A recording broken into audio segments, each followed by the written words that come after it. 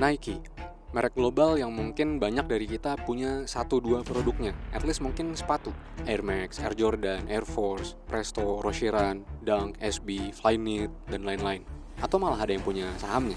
Kalau iya berarti sama kayak bapak-bapak ini, yang punya 17% saham Nike, which adalah jumlah terbesar dalam kategori individual shareholder. Kok bisa besar banget? Dia temennya Warren kah? Udah hold dari pas IPO atau gimana?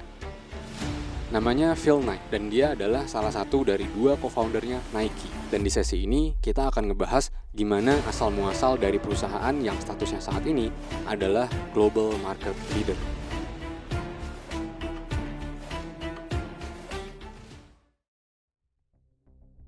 Cerita Nike berawal ketika Phil Knight dan Bill Bowerman mendirikan sebuah perusahaan distributor bernama Blue Ribbon Sports atau BRS. Mereka berdua bertemu di Universitas Oregon, di mana Phil adalah mahasiswa dan sekaligus atlet lari tim kampus, sedangkan Bill merupakan pelatih dari tim lari tersebut, yang sekaligus punya ketertarikan untuk ngotak-ngatik sepatu lari.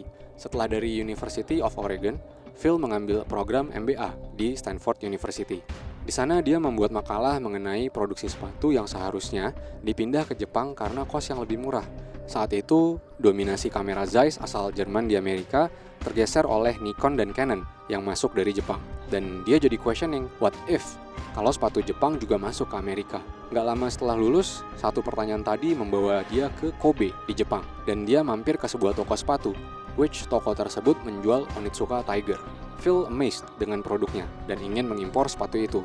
Akhirnya dia pulang ke Amerika dengan membawa oleh-oleh kontrak kerjasama setelah secara mendadak meeting dengan Kihachiro Onitsuka, pemilik perusahaan sepatu Onitsuka Tiger. Tanpa ada pengalaman mengimport sama sekali, dia waktu itu menunjukkan spirit just do it.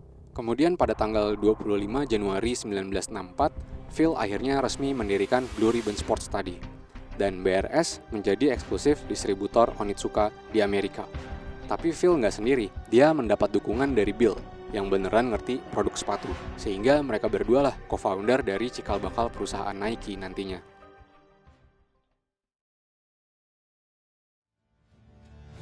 Sebagai perusahaan baru, BRS ternyata mendistribusikan sepatu yang dianggap cukup men-challenge para pendominasi pasar saat itu, yaitu Adidas dan Puma. Dengan produk yang bagus dan harga yang lebih murah, sepatu produksi Jepang ini pelan-pelan mencuri perhatian masyarakat. Berkat network Phil dan Bill di dunia trek lari, di tahun pertama, BRS berhasil menjual kurang lebih 1.300 pasang sepatu dengan revenue sekitar 8.000 US dollar. Nah, dengan revenue yang nggak sedikit itu, akhirnya BRS bisa nge-hire karyawan pertama mereka, yaitu Jeff Johnson, untuk mengisi posisi sales. Impact-nya apa? Di tahun 65, revenue BRS terbang, kurang lebih mencapai 20.000 US dollar. Dan di tahun 66, BRS bisa membuka toko pertamanya di California. Sehingga jualan mulai bercabang, yaitu di toko dan dagang keliling pakai mobil pribadinya Jeff. Dan penjualan pun terus menanjak berkat Phil si entrepreneur dan Jeff si sales. Di sisi lain, Bill adalah si inovator, designer, researcher, dibalik dari produk yang mereka jual. Setiap ada barang datang dari Jepang, Bill sekali dua kali akan ngebongkar sepatunya dan pelajarin detail produknya. Dengan melihat pasar dan mendengarkan target customer, Bill jadi punya banyak catatan dan mulai nge-request adjustment untuk sepatu-sepatunya Onitsuka supaya lebih sesuai kebutuhan. Sampai di satu titik, catatan tersebut melahirkan desain Cortez. Di tahun 68-69, Cortez booming dan jadi salah satu best-selling shoes dengan penjualan hingga 300.000 US dollar. Saking best-sellingnya, BRS kelabakan untuk memenuhi demand. Di sisi lain, pihak Onitsuka nggak juga menambah quantity stok yang dikirim.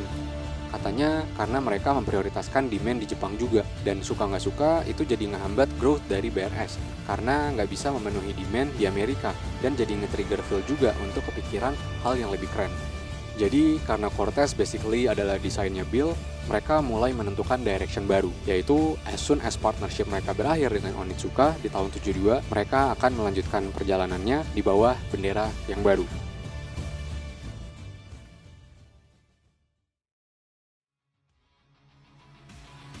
Di tahun 71, mereka udah mulai bermanuver dengan melakukan pemilihan nama dan juga logo untuk brand perusahaan barunya. Awalnya Phil punya ide nama, yaitu Dimension 6. Tapi somehow, ide Jeff si karyawan pertamanya lah yang dipakai, yaitu Nike, yang diambil dari nama Goddess of Victory atau Dewi Kemenangan dari masyarakat Yunani. Desain logo swoosh juga bukan dari Phil atau Bill.